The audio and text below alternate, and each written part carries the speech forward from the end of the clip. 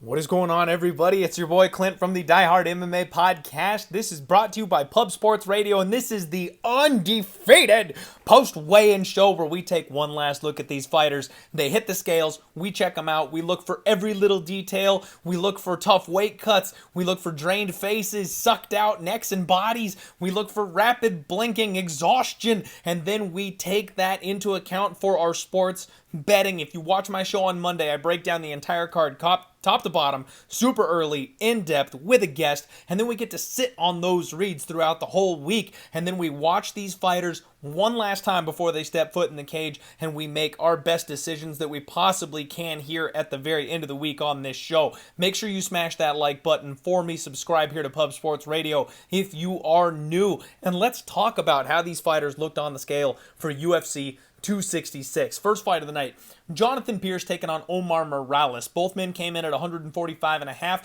and Jonathan Pierce was focused. Dude is in great shape. He's absolutely shredded, and he held his flex for an extra long time staring down the camera, which gives just that extra little bit of edge. Like, boy, after you weigh in, you don't got to keep standing there. So I think he's pumped up for this fight. I think he knows what's in front of him. Big opportunity. He's ready to go.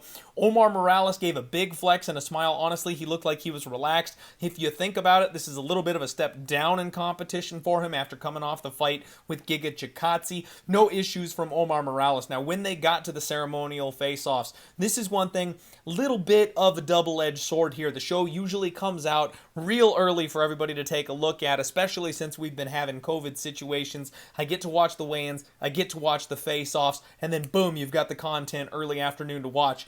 Now, it sucks that the show has to come out later, because I gotta wait for the ceremonial weigh-ins to be done. I gotta see these fighters in front of each other and facing off. But what it does give me an opportunity to do is see these fighters after they've had a chance to rehydrate, and that gives us even more information to talk about, because all of them look sucked out coming off the scales.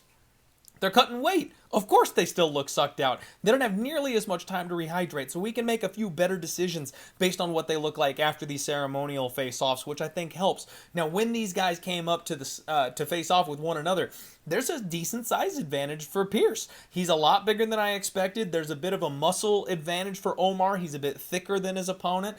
This is a spot that I've been going back and forth on all week. I talked about it with my guest on Monday. He felt it was a dog or pass situation, and I thought that it was kind of a favorite or pass situation, but I don't trust Omar Moraes at this minus 155, minus 160 price tag.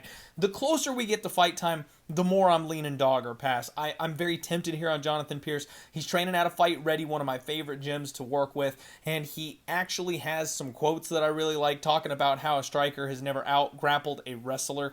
That leads me to believe, especially training at a place like Fight Ready, that he's not going to be looking to strike with Omar Moraes. He's not going to look to out-volume him. He's actually going to be looking to take him down, and if he does grapple, if he is successful with his takedowns, I expect Jonathan Pierce to have a big advantage here in this fight, and he could pull the outright upset here. So I'm very tempted on the dog here. I did a Hail Mary parlay. I did throw him in that, but if this price continues to go up a little bit, I'm probably going to snag some Jonathan Pierce before fight time. So definitely more on the dog side of things at this point in time, but no official bet for me yet. Matt Semelsberger taking on Martin Sano coming up here. Matt Semelsberger came in at 170.5. He did need that extra half pound. Martin Sano came in at 170 on the dot. And Matt Semelsberger just absolutely muscled up. This guy is in great shape. He's looking awesome. It looks like he may have actually added some size. He gave a huge flex. No problems for him on the scales whatsoever. I liked everything that I saw. Martin Sano, on the other hand, we know he's one of the Diaz Army brothers. We know he's a guy that's coming in here. He's on this card simply because he knows and is in close contact with Nick and Nate Diaz. He looked like he added a ton of muscle since we have last seen him. He absolutely took this thing seriously going in, but he moved extremely slowly and deliberately, and in fact, he looked absolutely exhausted. His eyes were sunken in, his face was sucked out. Like, this was an awful weight cut experience for him, and you could tell just based off of his body language. Now, when they face off at the ceremonial weigh-ins, the size advantage definitely goes to Matt Semelsberger. He is big at 170, and you could tell he was the much larger man here. Sano did his very best Diaz impression, refused to shake Matt's hand, given the flex thing that the Diaz brothers do, and I'm honestly just not impressed. Like, I know we haven't seen Sano for a long time. I know he's had a long layoff, but he was never that impressive to begin with. I don't think he's going to be a striker on the level of Selmsberger, and considering that Matt has this size advantage, I don't know how much grappling success Sano's going to have, and that's where he would have his biggest advantage. He's a black belt under the Diaz brothers. If he gets it to the floor, he's probably going to cause some problems, but I don't have any idea if he's got the wrestling to go with that. The Diaz brothers really don't wrestle, so I don't expect him to have that option. Matt, on the other hand, has ridiculous knockout power at this weight class. Considering he's the bigger guy, he's fought the higher caliber experience, and his opponent had a tough weight cut, I'm all in on Matt on this side of things. The problem with that, he's a minus 500 favorite. Now, I parlayed him. I already got that done earlier in the week, much earlier before this line really inflated. So at this point, the only way I can see to play him would be Selmsberger by knockout. You can get that about minus 135 over on DraftKings. A lot of places right now are not providing props for this fight. I think it's because it's so sketchy and there's so many questions. A slight chalk on a guy with the knockout explosive power of Matt Selmsberger, I think is a pretty solid opportunity, and I might even double down. I know I've already got a big bet on Matt Selmsberger, but the more I see of these two interacting, the more I feel like the one is just not UFC caliber, and I absolutely think Matt finishes this thing, and he probably does it violently. So I would be looking at Matt by knockout at minus 135. Next up, we got Cody Brundage taking on Nick Maximov. Both guys came in at 185.5. Cody, well-muscled, looks good, coming in on short notice. A lot of people expected maybe he'd struggle. He wasn't struggling whatsoever. This guy stayed in shape for his opportunity. He's ready to go. Nick Maximov, no issues whatsoever. He was in good shape. He's another Diaz Army kid, and he gave that Diaz glare as well. He's looking like he's been disrespected by somebody. When they face off, Brundage is a tank, folks. Like, this man, they are close to the same size. Nick has a slight height advantage, but you could just see the difference in the thickness of these two men. It's going to be a grappling contest. I think Nick might have a slight gas tank edge here, considering he's a bit of a slimmer build, but I think that Cody Brundage is going to have a strength advantage, and I actually think Cody has a striking advantage. We haven't seen much from Nick in the striking realm, and when we have, it's been less than impressive. So I already took the shot on Cody Brundage here as an underdog. I got him right after the line dropped out. I got, I think, plus 168 on him over on FanDuel.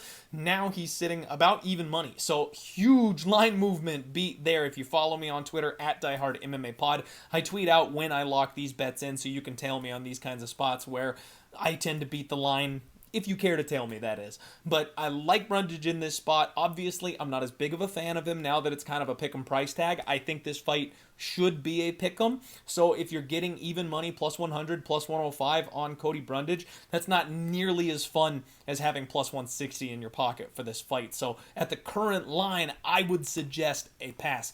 But I am on the Brundage side myself if you want to rock with me here. Uros Medic taking on Jalen Turner.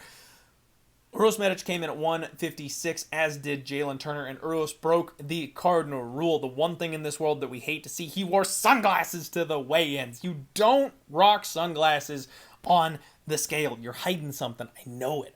Your eyes look sucked out. You're all bloodshot or something. That I know you're hiding something behind those sunglasses. I hate it when they do that.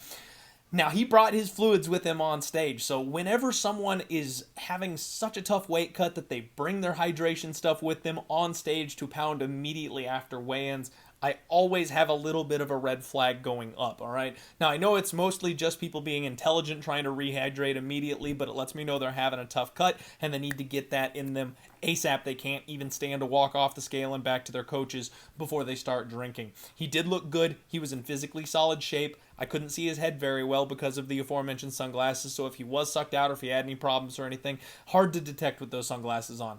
Jalen Turner, on the flip side of this thing, this guy brings a new meaning to shredded. Like, he could be one of those in like the body work shops where they take the cadavers and you can see every single muscle. Like, that's what this guy looks like in real life. He cuts down ridiculously. He's so tall, he's so long, and he's got a decent amount of muscle on his frame. I have no idea how he manages it, but he gave a solid flex and he gave a bow. He was feeling himself, having a good time up there. No struggles making weight whatsoever. When these guys face off in person, slight height advantage to Jalen Turner. They sized up extremely well. Earlsmetic is a guy that's used to having the height and reach advantage, and finally, he's in a spot where he doesn't. Jalen Turner is just ever so slightly taller, and he's going to have a little bit of a reach advantage on him as well. Now, Earls was amped up, though. You could see the emotion. Jalen's hyped up. He's ready to go. This is a great fight, and I did take a taste on the Jalen Turner side of things.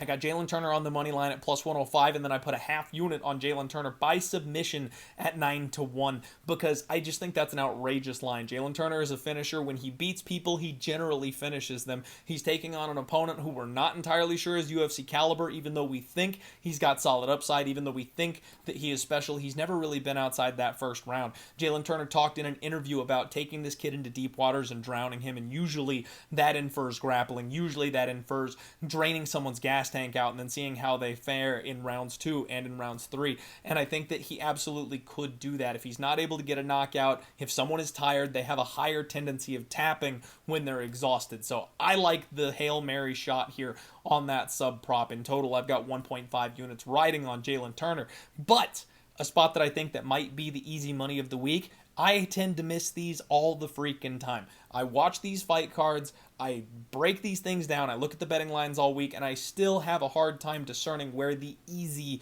money is for people, and that's simply this fight doesn't go the distance. The way these two fight, we have seen Jalen Turner finish multiple times, and Earlsmetic, again, has yet to be tested at this level. He's up against a very dangerous opponent. This is going to be a car crash. They're going to get in there, and they're going to go after each other. I don't know that either one is technically savvy or superior to the other. To be able to do like a 15-minute working over of their opponent. These guys both go for the kill. One of them is going to get killed, and I don't see this fight going to the judges' scorecard. So it's probably chalky around minus 200, somewhere in that ballpark. You can either lay that chalk or parlay it with another piece you're confident with, but I don't see this fight hitting the judges' scorecards. Next up, we got my girl Roxanne Modafferi taking on Taila Santos. Modafferi came in at 125.5.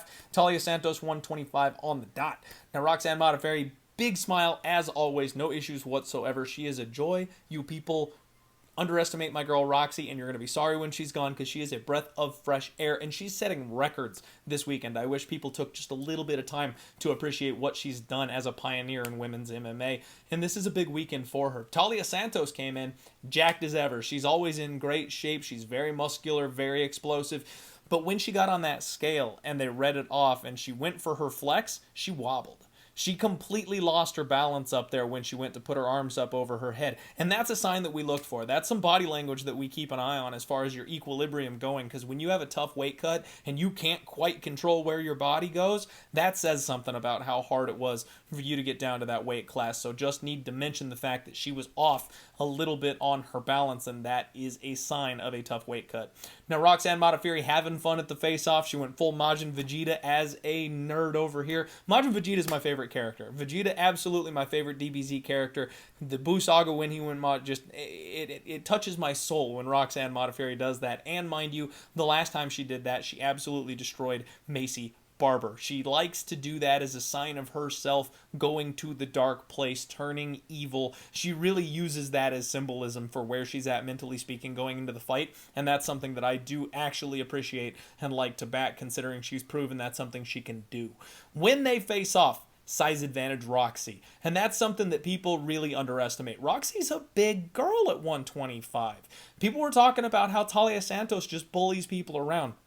We've seen her in there against the short Molly McCann. We've seen her in there against Jillian Robertson, who is not the biggest 125er and likes to play off her back and pulled guard multiple times in that fight.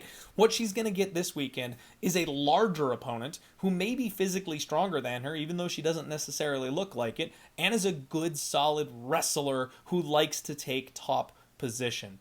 Let's see what it looks like when Talia's in there getting tripped, getting taken down, ending up on her back. Because if Roxanne Modafferi is big enough and strong enough to handle some of those clinch situations, all of a sudden we have an extremely live underdog on our hands. And I'm tempted on Roxanne Modafferi, everybody. I talked about it on the Monday show. It has been nothing but money and love coming in for Taila Santos because, again, people are just fading the older, unimpressive looking fighter. Now she's down to minus 450. Roxanne Modafferi all the way up to plus 340 in some places. I have not yet pulled the trigger.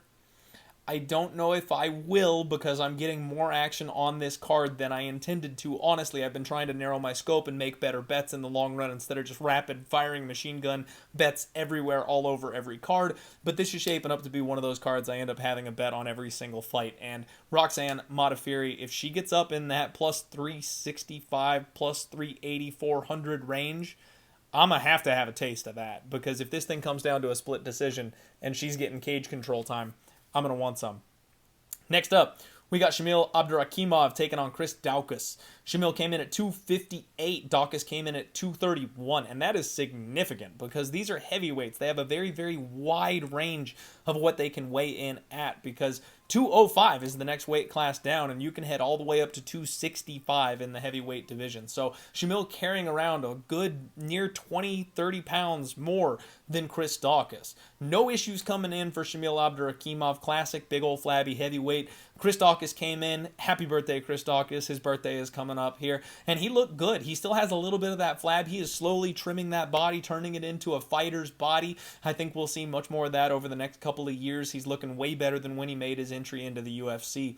And I looked up some of his history. He fluctuates anywhere around that 230 pounds range. We've seen him come in at like 228. We've seen him up at like 236. So he's in the right ballpark of where we usually see him. Nothing drastic for that 231.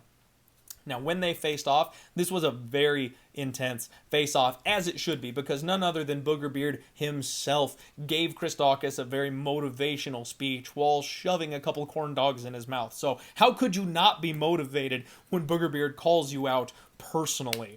So Daukaus came up, got in the face of Abdurakhimov, and Shamil is a big boy, folks. This is the spot this week that absolutely everybody is saying Chris Daukaus by landslide. And I know he's got the hand speed advantage. I know he's got tight boxing. I know he hits hard. But Shamil Abdurakhimov is that fighter that just never quite got there. We see heavyweights have extended careers. They can fight well into their 40s because of being able to carry around that extra mass, that knockout power, that strength. It just keeps them in the game that much longer. We cannot look past Shamil Abdurakhimov. And while personally I do think that Chris Daukaus is going to win this fight, I do think that he passes this test, I'm terrified of the fact that whenever he gets extended, he gets knocked out. And Shamil Abdurakhimov is a guy that's dangerous on the ground, has heavy hands, and will have that veteran savvy. I don't expect this to be a 30-second fight where this guy caves to the first 2-3 punches of Chris Daukaus, and I hope he's prepared. I hope he packed a lunch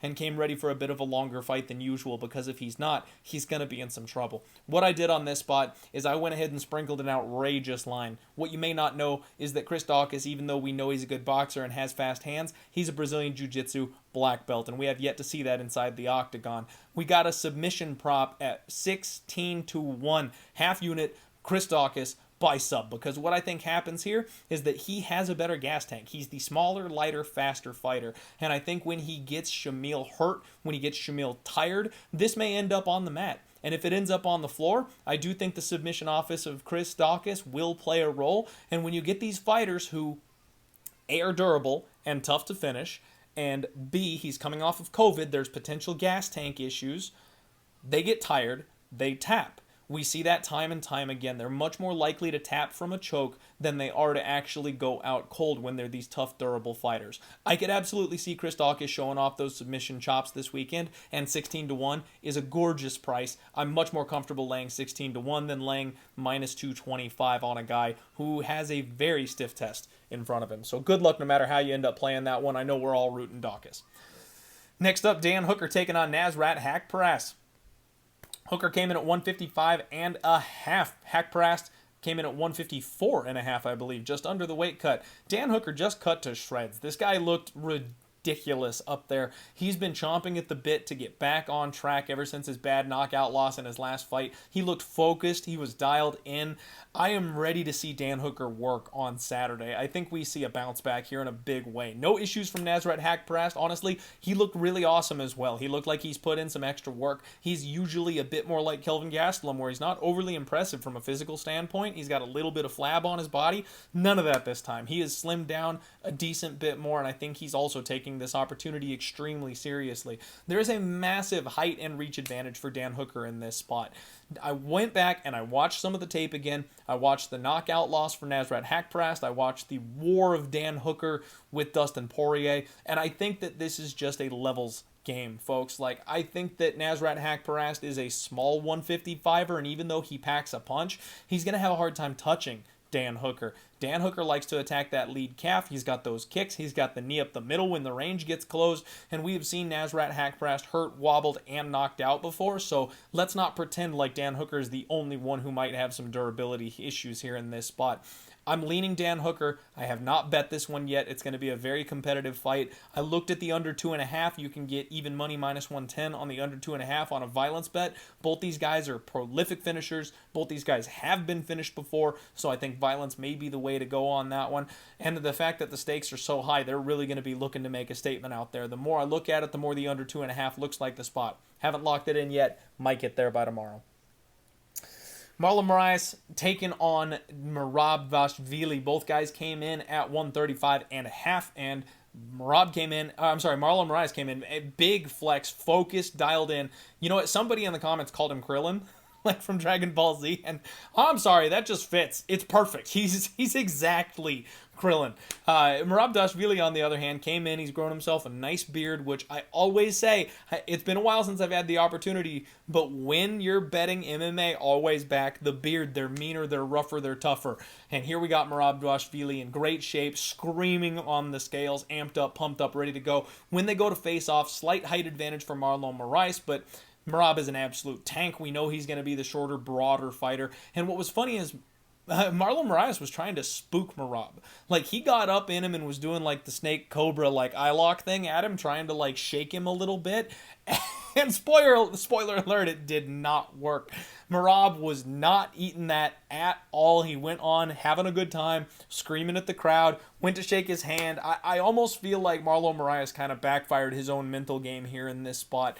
I'm on Merab Dvalishvili. Obviously, Marlon Moraes can finish any man alive in round one, so there is that threat. But Merab is the other leg of my parlay with Matt Selmsberger a little bit earlier on the fight. And you know what? If you don't want to parlay it, if you're a little scared of that first round finish, which I totally understand, you could just take Merab by decision at even money. Especially DraftKings, I think it's plus 100, even money on the dot. Sprinkle that round 3 finish, because we all know that sometimes Moraes has a tendency to go belly up when he gets tired.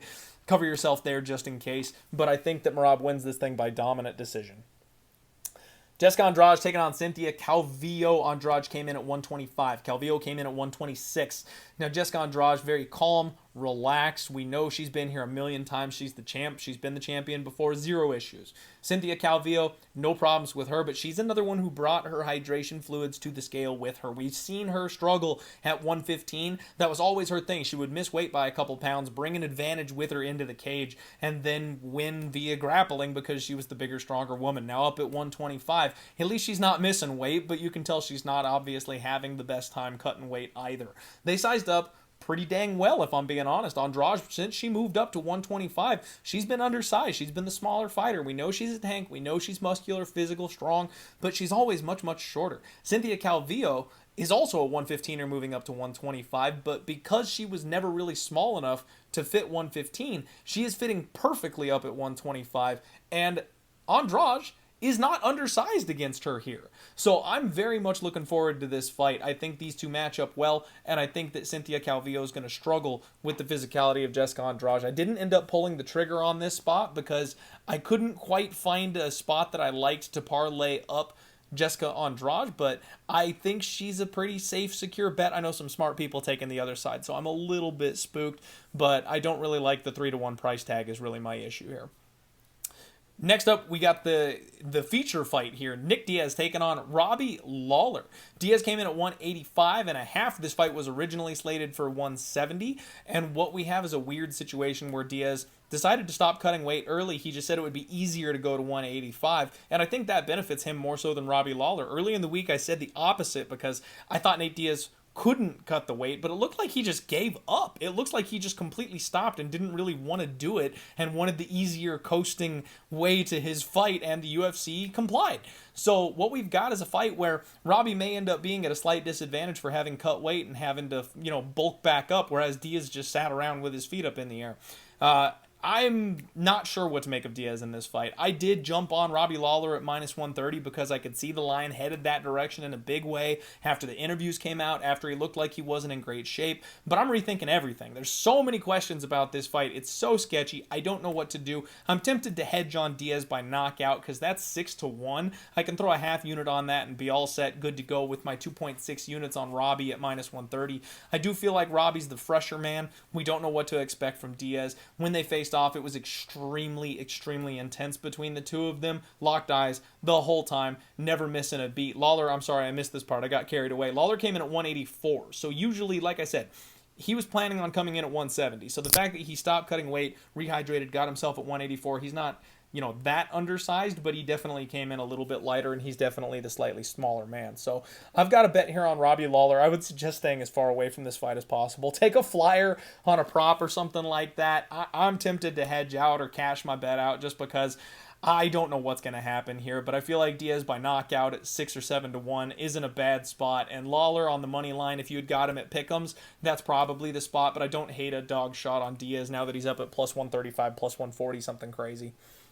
Co-main event time, Valentina Shevchenko taking on Lauren Lucky Murphy. Shevchenko came in at 124. Murphy came in at 125. Valentina Shevchenko gave her classic one-arm flex, but if I'm honest here, she had that dead eyes thing going on. She looked completely exhausted up there on the scale. She was not enjoying herself today at weigh-ins. Now, I don't want to put too much emphasis on that because we have seen her make this weight before. She very much reminds me of Jose Aldo. We've seen her get cut down. We've seen her be exhausted. She refuels and bounces back, and she is just fine for fight time. So I don't want to read a ton into that because this is a champion's champion type of fighter, not the type of low-level fighter that we can take advantage of something like that. Lauren Murphy, on the other hand, she looked sucked out bad, but as soon as they read her weight, she was literally like high knees dancing off the stage. Big smile, big flex, running around, no problems whatsoever. She's a big girl. She's a very big 125er, so she does have trouble getting down there, but she seems to have taken care of it. She refueled up just fine. Val came in hot at the face-offs. They got in close, nose to nose. There was some significant heat between these two fighters, and there's a slight size advantage for Murphy. I'm on the over 2.5 here in this spot. Honestly, I wouldn't hate a degenerate 10-1 shot on Lucky Lauren Murphy here, but the fact is, Valentina Shevchenko has her outskilled everywhere. There has to be something that Valentina does wrong. She's got to slip on a banana peel for Lucky Lauren Murphy to somehow win this fight, knock her out early or something, because there's no way she's out techniquing her for 25 minutes. Either that or Murphy's got to be strong enough and conditioned enough to actually be able to out-grapple Shevchenko for a full 25 minutes, and I don't know if she's capable of that, but I think she's tough enough to hang in there, so I got the over 2.5. Main event time, Alexander Volkanovski taking on Brian Ortega. Volkanovski came in at 144.5, Ortega 144 on the dot. Volkanovski shadowboxing before he ever even got to the scales. He is amped up, screaming, let's go. This guy is ready for this fight. Ortega came in, and he looked a little rough on the scales, if we're being honest, but he came in a pound under, and he didn't even bother to take his hat off. That seems like something that was almost premeditated to me, because if you're cutting weight like that, it's a big deal. It's not easy. It's hard on you. But the fact that you came in under the weight, and you left extra clothes on when you went to the scale, like, that just doesn't add up. That just doesn't generally happen. Now, he fueled up really well. When they got to the ceremonial face-offs, Ortega looked like $1 million. So, no problems. Don't read into that too much at all if you thought he looked bad on the scales, because he looked fantastic. And when they faced off, this is the most intense fight of the night for sure. Mind you, Volk's head, absolutely huge. I got to comment on that every single time. He's like a bobblehead in there. That guy's head, his noggin is just massive. One thing that stuck out to me is when they got done, Brian Ortega said, fuck you, fuck the belt, I'm coming for your head. He is not messing around. Alexander Volkanovski has talked about how he doesn't like Brian Ortega. There is serious bad blood coming off the Ultimate Fighter here. We know Ortega is a big-time upside for the finish.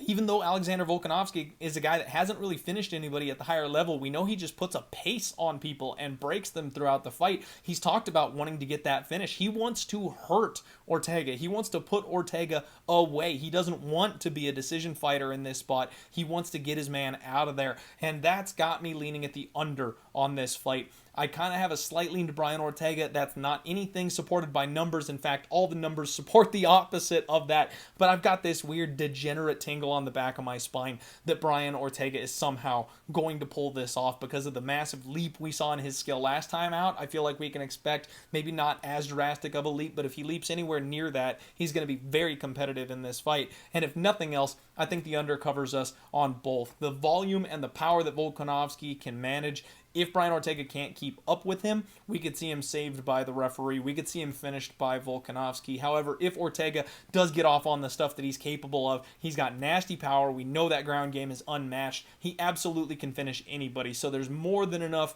proof that both these guys have finishing upside. And the fact that both of them are talking about killing one another in there, something we don't tend to see. I'm going to believe them. I'm going to say violence. That's the Undefeated post-weigh-in show, everybody. Thank you very much for tuning in. Good luck on all your action. Let's roll.